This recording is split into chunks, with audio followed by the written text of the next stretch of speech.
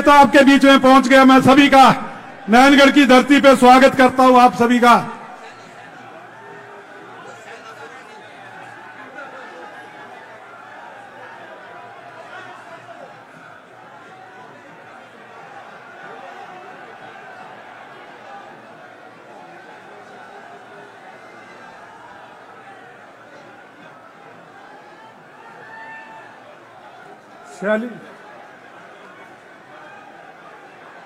शैली नहीं है, लाओ मैं सम्मानित करूंगा।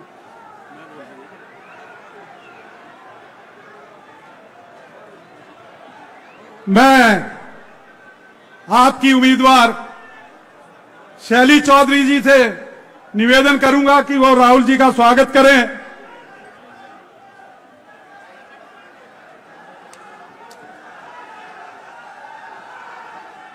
आप बोलो, मैं कर दूं।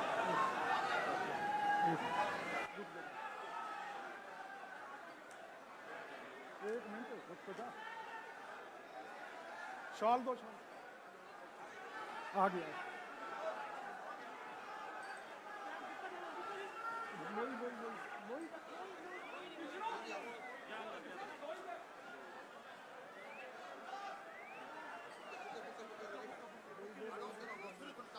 मैं शैली जी से कहूंगा कि वो राहुल गांधी जी का स्वागत करें।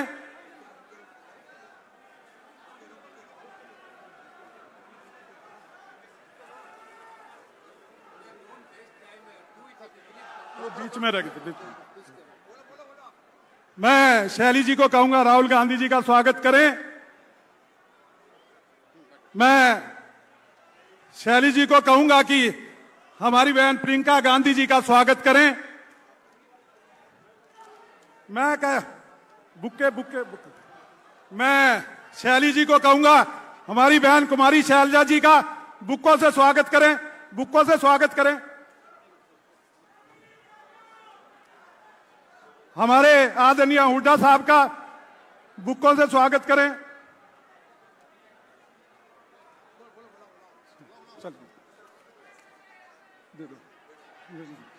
मैं अब शैली जी से निवेदन करूंगा कि वो आके आपका स्वागत भाषण दें।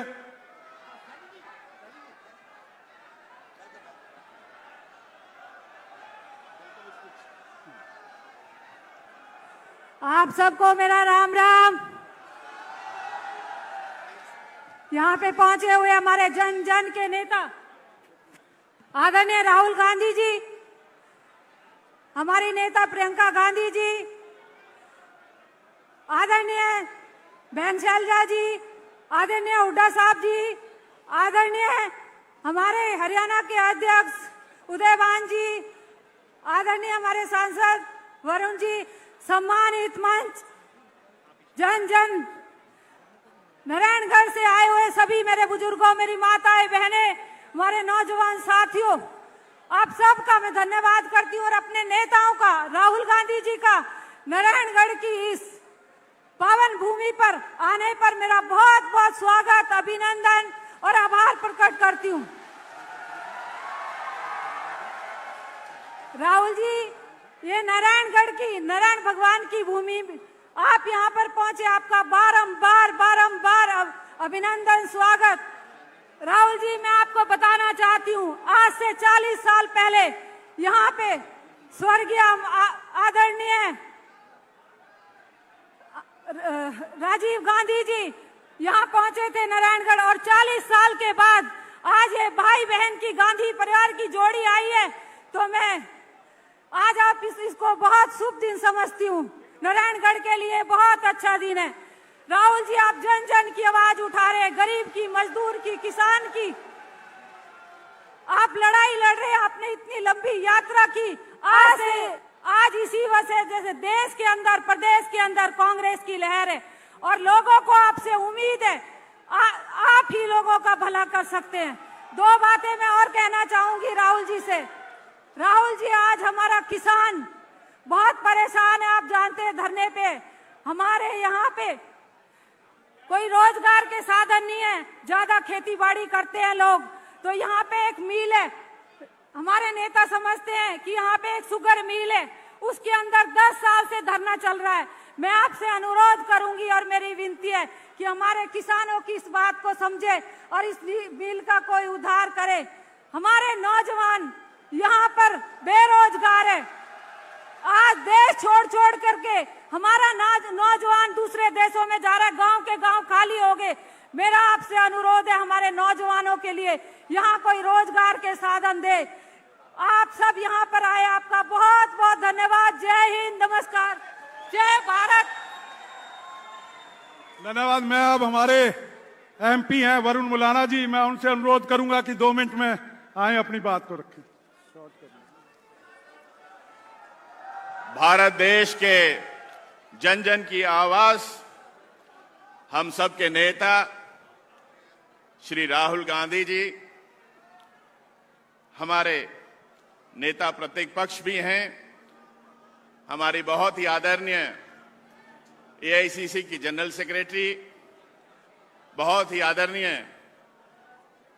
मैडम प्रियंका गांधी जी, हमारे बहुत ही आदरणीय हरियाणा प्रदेश के पूर्व मुख्यमंत्री एवं नेता प्रतिपक्ष आदरणीय चौधरी भूपेंद्र सिंह हुड्डा जी, हमारे बहुत ही आदरणीय श्री केसी वेणुगोपाल जी, आदरणीय हरियाणा प्रदेश कांग्रेस कमेटी के अध्यक्ष श्री उदय भान जी, हमारे आदरणीय बहन कुमारी शैलजा जी, हमारी सांसद भी हैं, पूर्व प्रदेश अध्यक्ष भी हैं, सभी आदरणीय मंच, मैं आप सबके माध्यम से और अपनी ओर से अंबाला लोकसभा की नारायणगढ़ विधानसभा के अंदर हमारे जो नेता पधारे हैं उनका हृदय की गहराइयों से धन्यवाद करता हूं और सिर्फ ये कहता हूं कि अब मौका है आने वाली 5 तारीख को इस जुमलेबाजी का अंत करने का, इस तानाशाही का अंत करने का और वापस अपनी कांग्रेस पार्टी, 36 बिरादरी की कांग्रेस पार्टी की सरकार बनाने का। 5 तारीख आप ही के हाथ का निशान है, किसी और के हाथ का निशान नहीं। Congress party, Congress party. बहुत बहुत धन्यवाद। जय हिंद। मैं अब निवेदन करूंगा हमारे बीच में हमारी बहन कुमारी शैलजा जी से, जो हमारे यहां से लगातार 2 बार एमपी भी रही हैं, केंद्र में वजीर भी रही हैं, अब लोकसभा में सिरसा से एमपी है, आदरणीय कुमारी शैलजा जी।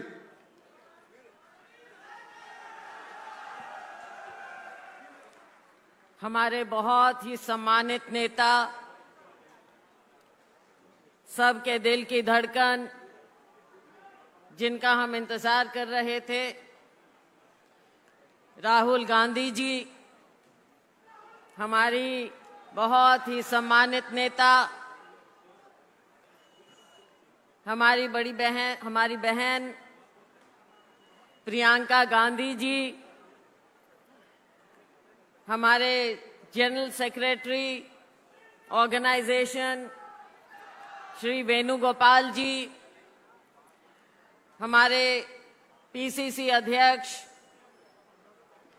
श्री उदय भान जी, हमारे नेता प्रतिपक्ष विधानसभा में पूर्व मुख्यमंत्री सीएलपी लीडर श्री भूपेंद्र हुड्डा जी, यहाँ से हमारे सांसद वरुण चौधरी जी, यहाँ से हमारी विधायक छोटी बहन शैली चौधरी जी, हमारे कार्यकारी अध्यक्ष रामकिशन जी गुर्जर और मंचासीन हमारे सभी सम्मानित कांग्रेस के नेतागण, हमारे साथीगण, यहाँ पर इतने उत्साहित बैठे हमारे बहुत ऊर्जावान नौजवान साथियों, मेरे सम्मानित बुजुर्गों, मेरी बहनों, मीडिया के हमारे साथीगण, साथियों, मैं आप सब की ओर से, अपनी ओर से, अपने नेता राहुल गांधी जी का बहुत बहुत स्वागत करती हूं। हमारी नेता प्रियंका गांधी जी का दिल की गहराइयों से स्वागत करती हूं और इनका धन्यवाद करती हूं कि आपने जो आज यहां आकर, वैसे तो जब यात्रा निकाली राहुल जी ने और हमारे उत्तरी हरियाणा से निकले, आपने असली जान तो कांग्रेस में तब फूंक दी थी। और ये सभी लोग रात रात को वहां पर बैठकर सुबह 5 बजे से आपका इंतजार कर रहे थे। राहुल जी, 2 घंटे का केवल आपका वहां से यात्रा से गुजरना था, लेकिन आप एक जान डाल गए थे पूरे हरियाणा में। और आज उसका नतीजा हम देख रहे हैं, जो हरियाणा में एक ये लहर है, और आज आपके और प्रियंका जी के आने से ये और ज्यादा तेज हो गई। इसके लिए आपका धन्यवाद। ज्यादा कुछ ना कहते हुए, भाजपा के दिन लद गए हैं। केंद्र में तो आपने मोदी जी को कॉर्नर किया हुआ है। पूरे देश में आज मोदी जी के नाम पर जो एक वो पहले जुमलेबाजी थी, वो अब खोखलापन साबित हो गया। हरियाणा में भाजपा ना नीति है ना नेता है। लोग इंतजार में हैं कि कब भाजपा की सरकार को उखाड़ फेंके, वो दिन आ गया है और कांग्रेस की सरकार बने आपकी रहनुमाई में। ज्यादा कुछ ना कहते हुए एक बार फिर आपका मैं यहाँ पर स्वागत करती हूँ और दिल की गहराइयों से धन्यवाद करती हूँ। और आप सबसे अपील है कि आप ज्यादा से ज्यादा बहुमत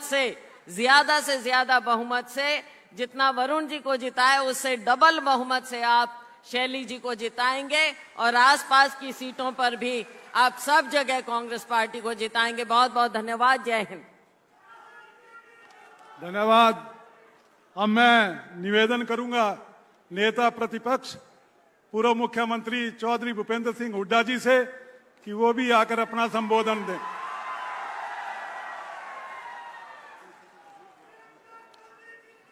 हमारे सबके नेता, पूरे देश के नेता श्री राहुल गांधी जी, और आज यहाँ हरियाणा में आए श्रीमती प्रियंका गांधी जी, हमारे पीसीसी के अध्यक्ष उदयभान जी, वेणुगोपाल जी, यहाँ से पूर्व सांसद व अब सिरसा से सांसद हमारी बहन शैलजा जी, और यहाँ से सांसद वरुण मलाना जी, यहाँ से विधायक शैली जी, और वर्किंग प्रेसिडेंट कांग्रेस के हरियाणा के रामकिशन जी जो संचालन करे, उपस्थित मेरे बुजुर्गों, नौजवान साथियों, वह सम्मानित मंच, मातृशक्ति। देखिए, बात तो राहुल जी अपने भाषण में सारी बात बताएंगे। मैं तो एक ही बात कहना चाहता हूं कि जब राहुल जी ने यहाँ हाथ से हाथ जोड़ो यात्रा करी, देश जोड़ो यात्रा करी, और उसके बाद और यात्राएं चली, उसके बाद हरियाणा में पूरी ऊर्जा हुई। चुनाव आज हरियाणा में छोटा सा प्रदेश है, लेकिन सारा देश टकटकी लगा के देख रहा है इधर हरियाणा के चुनाव की तरफ कि हरियाणा के लोग क्या फैसला लेते हैं। क्यों हरियाणा के जो लोग फैसला लेते हैं, दिल्ली में भी वही फैसला होता है। तो आज समय है आया कि आज हर जगह हम बदले। एक ही बात कह के अपना स्थान लूंगा, पूरे हरियाणा में एक ही आवाज है, कांग्रेस आ रही है, भाजपा जा रही है। 36 बिरादरी ने मन बना लिया है कि हरियाणा में अब की बार कांग्रेस सरकार, और राहुल गांधी जी के हाथ मजबूत करेंगे हरियाणा। मैं विश्वास दिला सकता हूं राहुल जी को कि हवा कांग्रेस के पक्ष में है। हरियाणा में कांग्रेस की सरकार बनने जा रही है आपके नेतृत्व में, और ये आवाज पूरे देश में उठ के जाएगी। इन्हीं शब्दों के साथ बहुत बहुत धन्यवाद। जय हिंद। धन्यवाद। अब मैं निवेदन करूंगा कि हमारे बीच में हमारी महासचिव, पार्टी की एआईसीसी की महासचिव, हमारी नेता प्रियंका जी आए हैं। मैं उनका स्वागत भी करता हूं और उनसे अनुरोध करता हूं कि वो भी आके अपना संबोधन दें।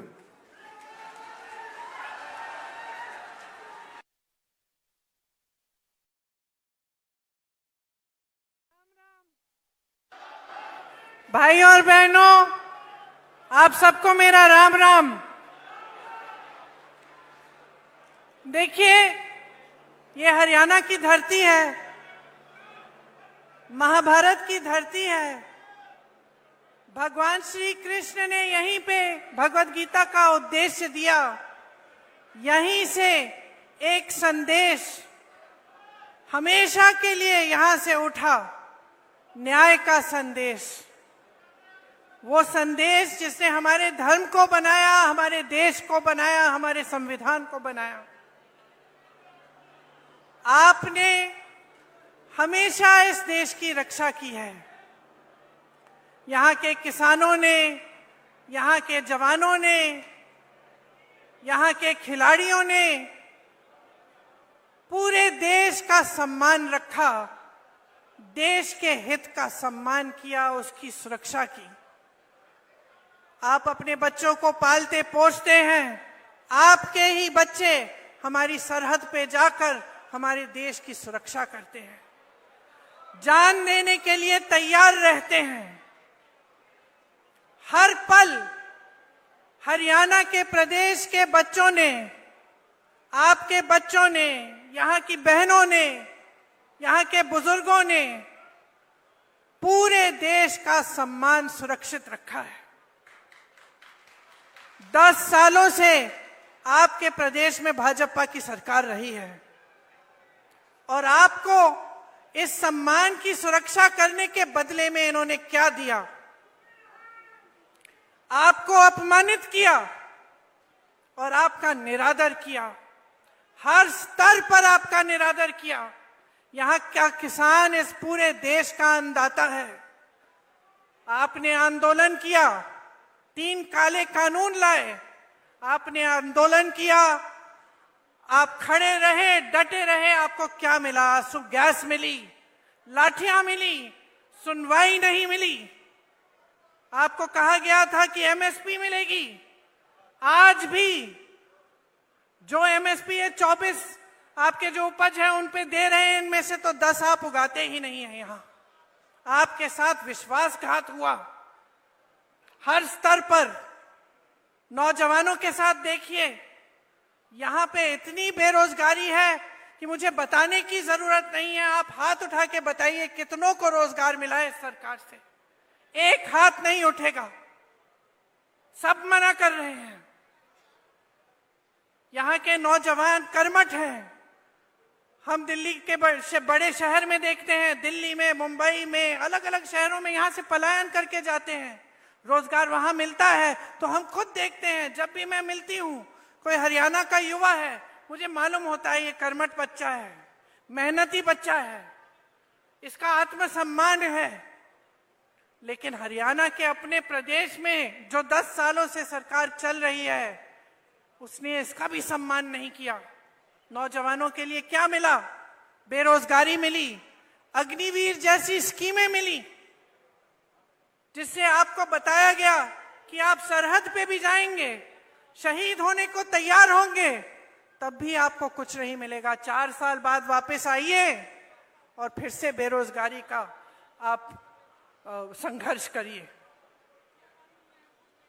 पहलवानों को देखिए, हमारे खिलाड़ी हैं, इनके साथ क्या किया गया? हमारा सम्मान रखते हैं, पूरा देश देखता है, ओलंपिक्स में जाते हैं, हिम्मत करते हैं, इतनी मेहनत करते हैं। मैं जानती हूं कि गांव-गांव का बच्चा हरियाणा में मेहनत करके आगे बढ़ता है स्पोर्ट्स में। और उनके साथ क्या किया गया? उनको सड़क पे बिठाया गया, आंदोलन करते रहे। प्रधानमंत्री जी के पास 5 मिनट का समय नहीं था कि वो मिलने भी चले जाएं, कि पूछ लें कि क्या बात है, किस तरह से हम आपकी मदद कर सकते हैं। और फिर आप सब ने खुद ही देखा कि ओलंपिक्स में अभी हाल में क्या हुआ। आप लड़ने वाले लोग हो, अपना आत्मसम्मान है। आज किस चीज से लड़ रहे हो? महंगाई से लड़ रहे हो, महंगाई से लड़ रहे हो, संघर्ष कर रहे हो। सरकार कुछ नहीं कर रही है आपके लिए। जहां देखो स्कैम पे स्कैम, स्कैम पे स्कैम। नौजवान पढ़ते लिखते हैं किस लिए? पेपर लीक होता है, एक भी भर्ती नहीं होती है, तमाम जो सरकारी नौकरियां हैं सब खाली पड़ी रहती हैं। तो आपके सामने आपका भविष्य क्या है? आज आत्मसम्मान से जीना है, न्याय चाहिए तो इस सरकार को फेंक निकालो, हटा दो इस सरकार को। कुछ नहीं मिला है आपको इस सरकार से, सिर्फ बड़ी बड़ी बातें। और मुझे ताज्जुब होता है कि बड़े से बड़े प्रधानमंत्री भी यहां आते हैं, वही पुरानी बातें कह रहे हैं जो 10 साल पहले कही। आज वादे कर रहे हैं कि वो ये करेंगे, वो करेंगे, एमएसपी करेंगे, रोजगार दिलवाएंगे। अरे 10 सालों में क्यों नहीं किया? 10 सालों में किसानों की सुनवाई क्यों नहीं हुई? नौजवानों की सुनवाई क्यों नहीं हुई? जवानों की, पहलवानों की सुनवाई क्यों नहीं हुई? महिलाओं की सुनवाई क्यों नहीं की? जो महंगाई के सामने तड़प रहे हैं, जूझ रहे हैं महंगाई से, एक छोटी सी चीज खरीद नहीं पाते। त्योहार आते हैं, घबराहट होती है। घर में कोई बीमार पड़ता है, घबराहट होती है। फीस भरनी पड़ती है, घबराहट होती है।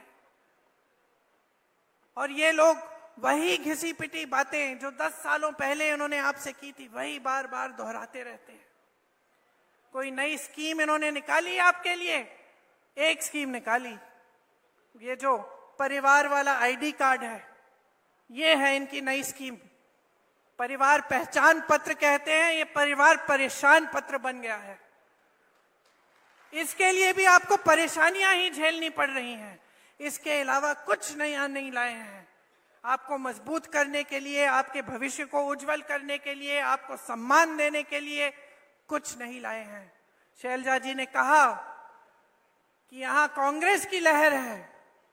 हुड्डा जी ने भी कहा कि पूरे हरियाणा में कांग्रेस की लहर है। मैं कहती हूं ये आपके सम्मान की लहर है।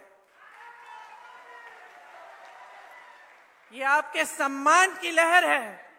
अब समय आया है कि संविधान के द्वारा जो आपको वोट दिया गया है, इसको आप एकदम सावधानी से आप इसका इस्तेमाल करें। अगर आज आप बट जाएंगे और किसी भी राजनीतिक दल ने आपको बांटने की कोशिश की और आप बट जाएंगे, आप इनके बहकावे में आ जाएंगे, तो आपको अपना सम्मान वापस नहीं मिलेगा। इस संविधान ने आपको सम्मान दिया है। इस संविधान ने आपको हक दिया है, अधिकार दिया है। इस संविधान को बदलने वाले जो बात करते हैं कि इस संविधान को बदलेंगे, उनको आप बदल डालें। ये सम्मान की लहर जो पूरे प्रदेश में फैली हुई है, इसको और भी मजबूत बनाइए। भाजपा जा रही है, कांग्रेस आ रही है, आपका सम्मान आ रहा है।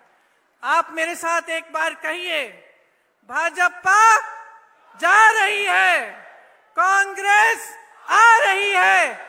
डटकर वोट दीजिए। कांग्रेस के जितने भी नेता हैं, ये आपके लिए समर्पित हैं। ये हमेशा से जमीनी नेता रहे हैं। यहां पर सब मंच पे बैठे हैं मेरे बड़े भाई राहुल जी, जिन्होंने पूरे देश भर में यात्रा की। इससे बड़ा समर्पण आप मुझे पूरे देश भर में दिखा दीजिए, जो आपके लिए अपने जान देने के लिए तैयार हैं, जो दिन रात आपके लिए, आपकी एकता के लिए, आपके सम्मान के लिए काम करते हैं। हुड्डा जी बैठे हैं, शैलजा जी बैठी हैं, तमाम हमारे कार्यकर्ता, हमारे कांग्रेस के पदाधिकारी बैठे हैं। सब आप ही के लिए समर्पित हैं। हरियाणा को मजबूत बनाने के लिए, हरियाणा के विकास के लिए, आपके लिए दिन रात काम करके दिखाएंगे। आप हमारे हाथ मजबूत करिए। इस चुनाव में दिखाइए कि आप आज भाजपा से थक चुके हैं, ऊब चुके हैं। आप आज एक नई सरकार चाहते हैं जो आपके लिए काम करे, जो 24 घंटे आपके सम्मान को उभारे और आपको मजबूत बनाए। आपको बहुत बहुत धन्यवाद। लंबी बात नहीं कहना चाह रही थी, मैं जानती हूं आप राहुल भैया की बातों को सुनने के लिए बहुत इंतजार कर रहे हैं, इसलिए अब मैं राहुल जी से कहती हूं आके आपसे बात करें। धन्यवाद। धन्यवाद। अब मैं जिनका आप लंबे समय से इंतजार कर रहे थे, आदरणीय हमारे नेता राहुल गांधी जी, वो आपके बीच में आए, अपना संबोधन दे। और मैं हमारे कैंडिडेट हैं जो तीनों, उनसे निवेदन करूंगा एक बार आगे आ जाएं। आगे तीनों कैंडिडेट चले जाना, चले जाओ।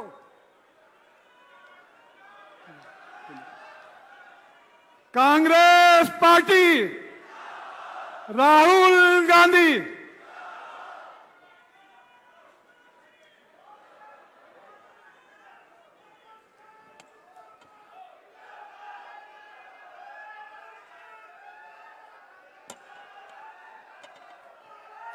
केसी वेणुगोपाल जी,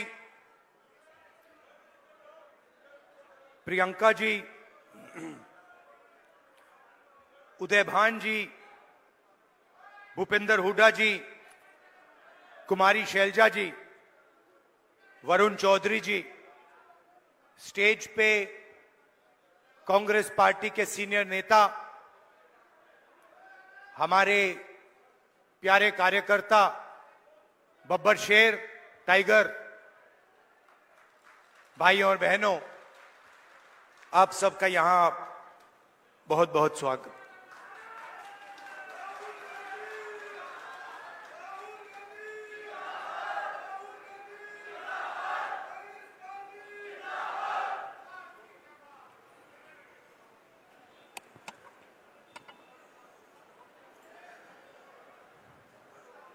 मैं सबका भाषण सुन रहा था। प्रियंका ने बात की, हुड्डा जी ने बात की, शैलजा जी ने बात की, और हर भाषण में सम्मान शब्द का प्रयोग किया गया। सम्मान जरूरी है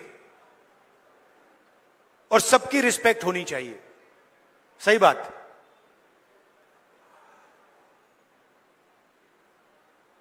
मगर उतनी ही जरूरी बात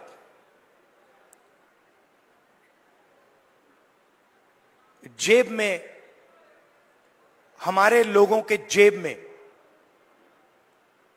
कितना पैसा जा रहा है और जेब में से कितना पैसा खींचा जा रहा है। आपके पास सामान हो, मोदी जी आपकी 24 घंटा रिस्पेक्ट करें, मगर 24 घंटा आपके जेब में से पैसा निकलता जाए और आपके जेब में पैसा ना आए तो सामान हो सकता है मगर भूखे मर जाएंगे।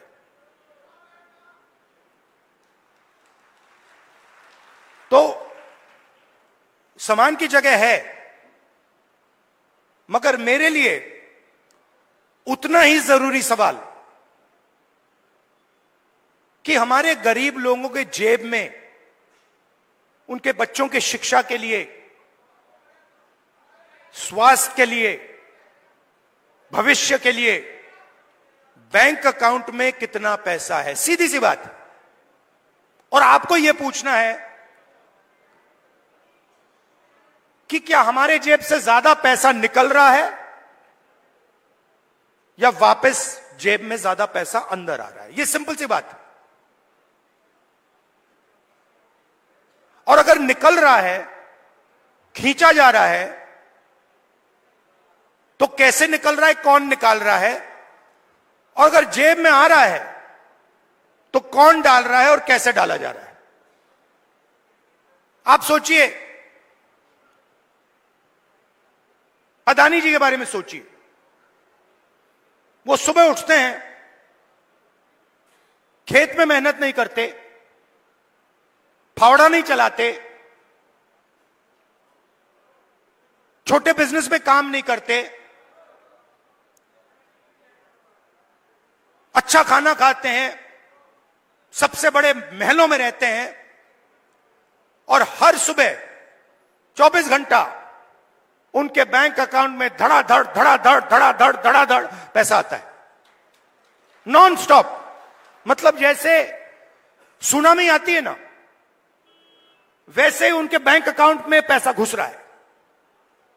और जितना ही पैसा उनके बैंक अकाउंट में सुनामी जैसे घुस रहा है, उतना ही पैसा आपके बैंक अकाउंट में से तूफान जैसे पैसा निकलता जा रहा है। आप कहते हो भाई महंगाई बढ़ गई, पेट्रोल के दाम बढ़ गए, प्याज के दाम बढ़ गए, किसान कहता है धान खरीदा नहीं जा रहा, कोई कहता है मुझे रोजगार नहीं मिल रहा। अभी मैं अमेरिका गया, अमेरिका में छोटे से घर में, छोटे से कमरे में, मतलब 10 फुट 15 फुट बाय 15 फुट, उसके अंदर 15-20 हरियाणा के युवा। मैंने आपसे पूछा ये अमेरिका में क्यों बैठे हैं? ये हरियाणा से क्यों भागे? उनसे मैंने पूछा, पता नहीं आपने वीडियो देखा नहीं देखा, उनसे मैंने पूछा भाई आप बताओ हरियाणा में इतनी कमी क्या है कि आप गए? कहते हैं राहुल जी हम सिर्फ गए नहीं, जान पर खेल कर गए। पहले हम टर्की गए, टर्की के बाद हम कजाकिस्तान गए, कजाकिस्तान के बाद हम कोलंबिया गए, कोलंबिया के बाद सूरीनाम, सूरीनाम के बाद पनामा। पूरी दुनिया के चक्कर काटे, बोट में गए, बोट डूब गई, हमारे दोस्त मरे, हमारे आंखों के सामने डूबे। जंगल में माफिया के लोगों ने गोली मारी, जो चल नहीं पा रहा था उसको उड़ा दिया, खत्म कर दिया। हमने उसकी लाश देखी, वीडियो दिखाया उन्होंने।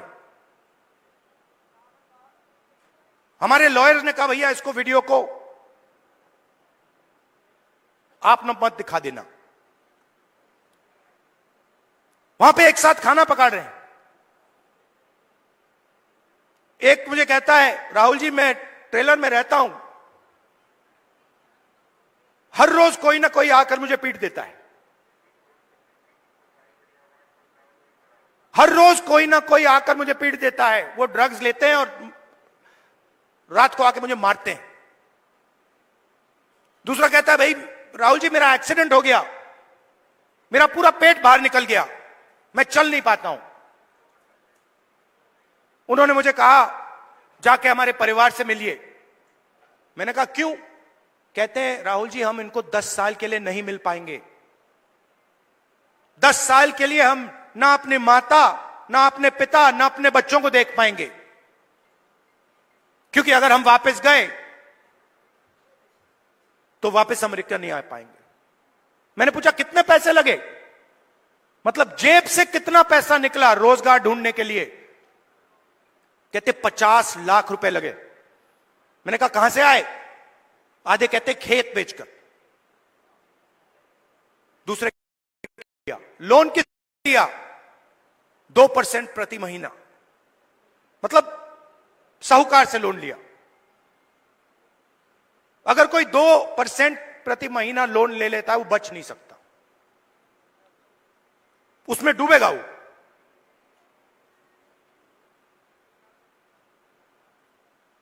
$50 लाख रुपए उनके जेब में से छीने गए क्योंकि हरियाणा उनको रोजगार नहीं दे सकता है।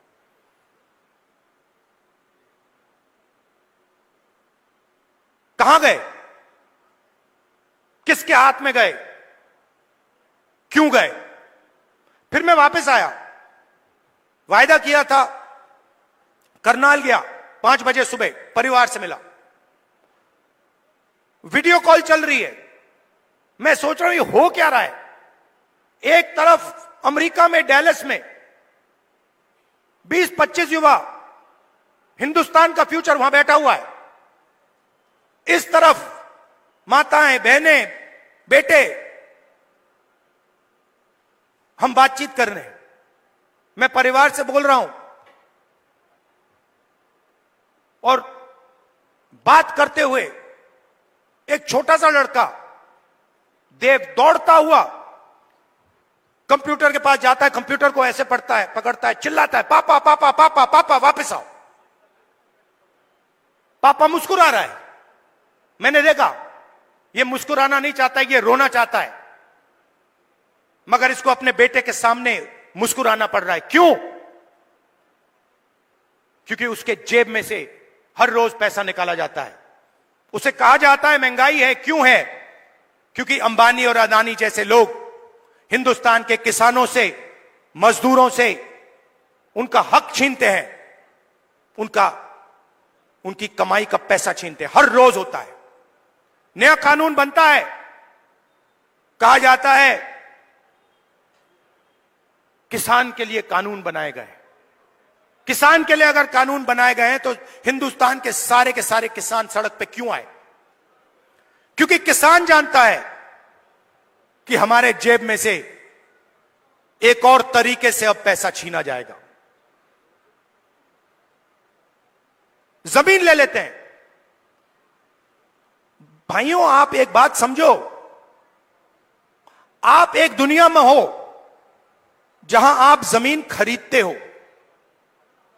अगर आपको जमीन चाहिए, आप किसी और के पास जाते हो, कहते हो भैया मुझे जमीन चाहिए। वो आपसे कहता है ये 50 लाख की जमीन है, 50 लाख रुपए दो, 1 करोड़ रुपए दो, मैं आपको जमीन दूंगा। ये नॉर्मल होता है, हिंदुस्तान के हर नागरिक के साथ होता है। ये अंबानी अदानी के साथ नहीं होता। अदानी कहता है मोदी जी से, मोदी जी मुझे ये जमीन अच्छी लग रही है, कोई पेमेंट की जरूरत नहीं, हिंदुस्तान के किसान को परे कर दिया जाता है। नया शब्द विकास।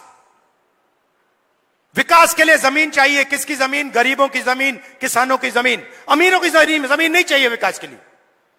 मतलब अदानी जी से 1 एकड़ कभी नहीं लिया गया विकास के लिए। अंबानी से 1 एकड़ नहीं लिया गया विकास के लिए। हिंदुस्तान के किसानों से रोज विकास के लिए जमीन ली जाएगी। खेत खत्म हो गए, धान नहीं खरीदा जाता, सही रेट नहीं मिलता, फिर आप भगते हो सेना की ओर। आप कहते हो चलो यहां काम नहीं हुआ, चलो आर्मी में जाते हैं, बॉर्डर पे खड़े हो जाएंगे, देशभक्ति की आग है उसे जलाएंगे और वहां खड़े हो जाएंगे। फिर मोदी जी कहते हैं नहीं भैया, वहां से भी हम आपके जेब में से चोरी करेंगे। यह अग्निवीर स्कीम नहीं है, यह गलतफहमी में मत रहिए। यह जवानों की पेंशन चोरी करने का तरीका है। सीधी सी बात है। जो नॉर्मल जवान होता है उसे पेंशन दी जाएगी, पूरी जिंदगी उसे पेंशन दी जाएगी। जिसको अग्निवीर नाम दिया है उसे पेंशन नहीं मिलेगी। मतलब अग्निवीर से उसके जेब से पैसा छीना गया है। कहां गया? अदानी जी की जेब में। आप देखिए बड़ी बड़ी उनके, जाइए वेबसाइट पे जाइए, Adani defence, Adani defence Israel की कंपनी है, अमेरिका की कंपनी है, उसमें अदानी को लेना देना नहीं है। इजराइल की कंपनी हथियार बनाती है, उस पे अदानी का लेबल लगता है। कारतूस बनाती है, ड्रोन बनाती है, उस पे लेबल लगता है अदानी। और हिंदुस्तान की सेना अदानी से खरीदती है, मार्जिन अदानी बनाता है, उसका आधा राजनीतिक दल को मिल जाता है, मोदी जी की मार्केटिंग में चला जाता है। तो सम्मान बहुत जरूरी है, मगर पैसे के बिना सम्मान मिल ही नहीं सकता। और मेरा लक्ष्य, जितना पैसा मैं बता रहा हूं आपको, याद रखो, जितना पैसा इन्होंने अदानी अंबानी को दिया है उतना पैसा मैं हिंदुस्तान के किसान, मजदूर, गरीब, दलित उनके जेब में डालने वाला हूं। एक ना एक तरीका निकाल कर, एमएसपी दिलवाकर, कर्जा माफ कर मैं बता रहा हूं, जितना नरेंद्र मोदी ने इनको दिया ना, आप देख लेना, उतना पैसा हम कांग्रेस पार्टी में गरीबों को देने वाले हैं। सिंपल सी बात है, सिंपल सी बात है। आपके जेब में से कितना निकल रहा है और जेब में कितना जा रहा है। लोकसभा चुनाव में हमने बात कही, मैं आपको बताऊं मजे की बात। हमने कहा कि हम चाहते हैं कि हिंदुस्तान के हर गरीब महिला के बैंक अकाउंट में 1 लाख रुपए डालना है। वो सारे एक्सपर्ट खड़े हो गए, मैं बता रहा हूं आपको, सारे एक्सपर्ट खड़े हो गए, नहीं नहीं नहीं नहीं नहीं नहीं नहीं हो सकता। करा नहीं जा सकता, ऐसे नहीं होता। मैंने उनसे कहा देखो भैया, आप एक्सपर्ट हो, आपको जो बोलना है बोल दो, मगर 1 लाख रुपया हिंदुस्तान की गरीब महिलाओं के बैंक में जाएगा। आपको अच्छा लगे ना लगे, आपको जो कहना है, जो करना है कर लो, मुझे कोई फर्क नहीं पड़ सकता। अगर 16 लाख करोड़ रुपया अदानी जैसे लोगों का कर्जा माफ हो सकता है, तो मैं बता रहा हूं 16 लाख करोड़ रुपया आपका कर्जा माफ हो सकता है। और मैं ये नहीं कह रहा हूं कि भैया उनका मत करो, इनका करो। मैं कह रहा हूं कि अगर अरबपतियों का हो सकता है तो फिर किसानों का हो सकता है। अगर आप न्याय चाहते हो, आप चाहते हो कि किसान का कर्जा माफ ना हो, मोदी जी कहते हैं किसान का कर्जा माफ नहीं होना चाहिए, तो फिर ठीक है, हर किसान इस बात को एक्सेप्ट करेगा, मगर फिर अदानी का भी 1 रुपया माफ नहीं होना चाहिए। अगर आप कहते हो कि अदानी का पैसा माफ होगा, तो फिर किसान का होगा, मजदूर का होगा, स्टूडेंट्स का होगा, माताओं बहनों का होगा। और अगर आप चाहते हो कि हिंदुस्तान के किसान का कर्जा माफ ना हो, हम एक्सेप्ट करने को तैयार हैं, मगर फिर अरबपतियों का नहीं होगा। मगर अगर आप उनको पैसा देते हो तो इनको देना ही पड़ेगा। हम ये 2 हिंदुस्तान नहीं चाहते, हमें एक हिंदुस्तान चाहिए, न्याय का हिंदुस्तान। इसीलिए हरियाणा में हमने 3-4 कदम लिए हैं, और इन चीजों का लक्ष्य एक ही है, आपके बैंक अकाउंट में पैसा डालना।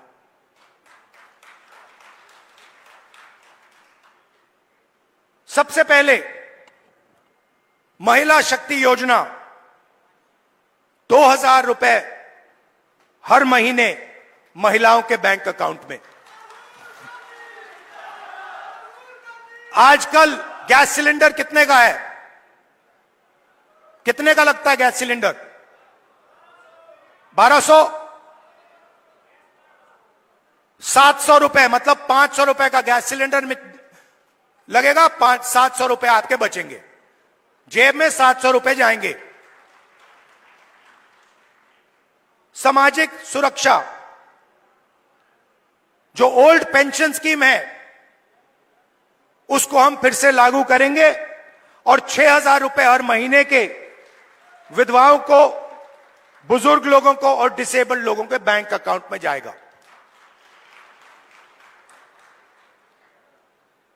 युवाओं के लिए सरकार में 2 लाख खाली रोजगार है, 2 लाख पोजीशन, मतलब 2 लाख लोगों के जेब में से नरेंद्र मोदी जी ने पैसा काट रखा है।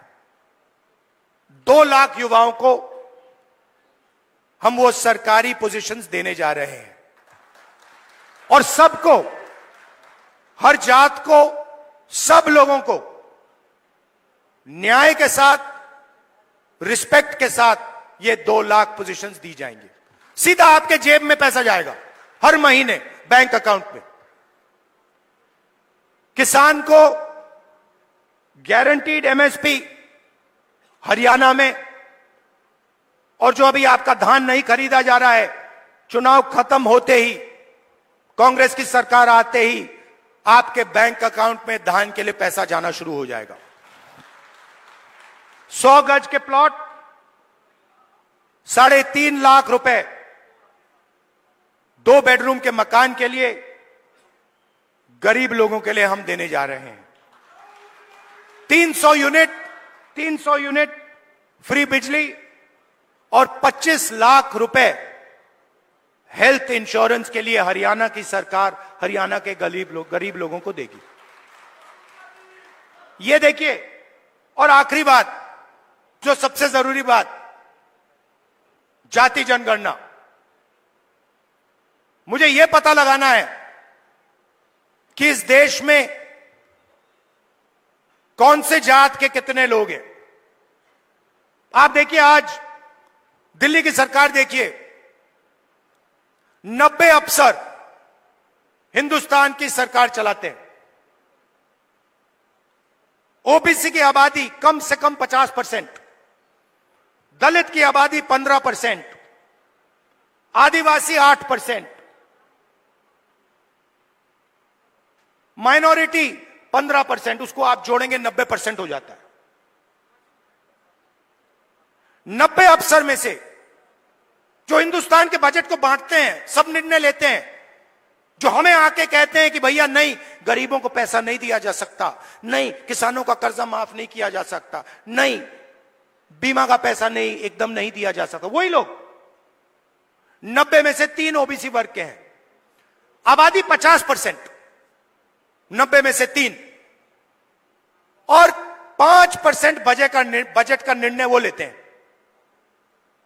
और पीछे छोटे छोटे कमरों में उनको बंद कर रखा है। बड़ी मिनिस्ट्री में नहीं मिलेगी उनको, छोटी सी मिनिस्ट्री मिलेगी। बड़ी मिनिस्ट्री में वही 8-9% के लोग, उन्हीं परिवारों के लोग, काम चलता जाएगा। दलित 15% है, 100 रुपए में से 1 रुपये का निर्णय दलित अफसर लेते हैं। 15% आबादी, और अगर हिंदुस्तान की सरकार 100 रुपए खर्च करती है तो 1 रुपया दलित अफसर निर्णय लेता है। इसीलिए मैंने कहा है, कांग्रेस पार्टी ने कहा है, हम ये जानना चाहते हैं इस देश में कितने दलित, कितने आदिवासी, कितने पिछड़े वर्ग के लोग हैं, और यह भी जानना चाहते हैं कि इस देश का जो धन है, जो संस्थाएं हैं, जो बिजनेसेस हैं, उसमें दलित कितने, आदिवासी कितने, पिछड़े कितने, ये हम पता लगाना चाहते हैं। छोटा सा उदाहरण देता हूं आपको, आप चौंक जाओगे, हिल जाओगे। आप खेती करते हो, लगे रहते हो, आप छोटा बिजनेस चलाते हो, नोटबंदी लग जाती है, गलत जीएसटी लग जाती है, आपको दबाया जाता है, कुचला जाता है। फिर मैं आपसे पूछता हूं, 90% आबादी है आपकी, दलित, आदिवासी, पिछड़े, माइनॉरिटी, और गरीब जनरल कास्ट, उसमें 5% और जोड़ दो, 95% आपकी आबादी। अब मैं आपसे सवाल पूछता हूं, हिंदुस्तान के सबसे बड़े कॉर्पोरेट, 250 सबसे बड़े कॉर्पोरेट्स, उसमें मुझे बता दो ओबीसी कितने, दलित कितने, आदिवासी कितने, गरीब जनरल कास्ट के कितने, मुझे बता दो। नहीं जानते आप, मैं बताता हूं।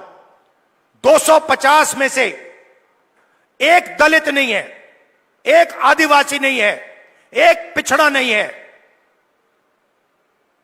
और पूरा का पूरा कॉर्पोरेट सेक्टर 24 घंटा कानून बनवाता है। उसमें आपका कोई है ही नहीं,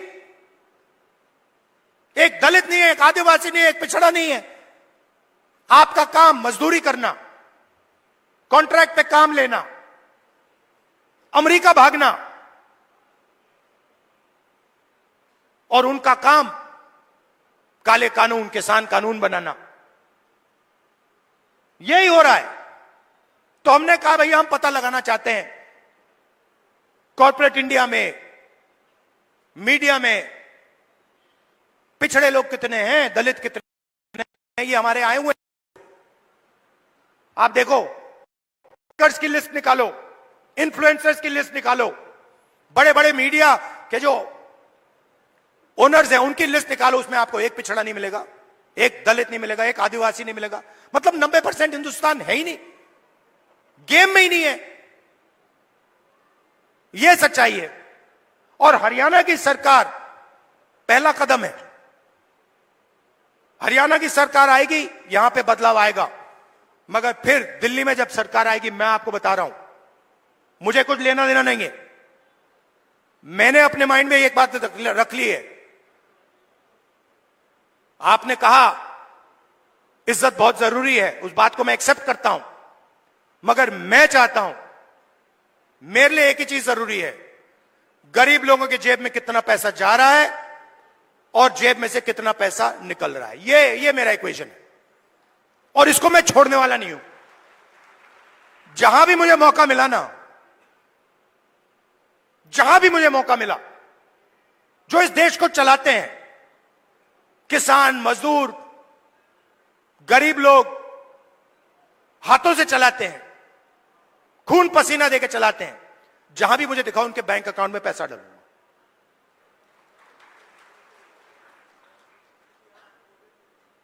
ये मैं आपसे कहना चाह रहा था। मैंने आपको धान की बात बताई कि जैसे ही हमारी सरकार चुनी जाएगी वैसे ही धान का पैसा आपके बैंक अकाउंट में आना शुरू हो जाएगा। दूसरी बात, सरकार बनेगी तो 36 बरादरियों की सरकार बनेगी, सबकी सरकार बनेगी, न्याय की सरकार बनेगी और भागीदारी सबको दी जाएगी। और आखिरी बात, ये जो बीच में इंडिपेंडेंट पार्टी आ रखी हैं, छोटी छोटी पार्टियां हैं, ये सब बीजेपी की पार्टीज हैं।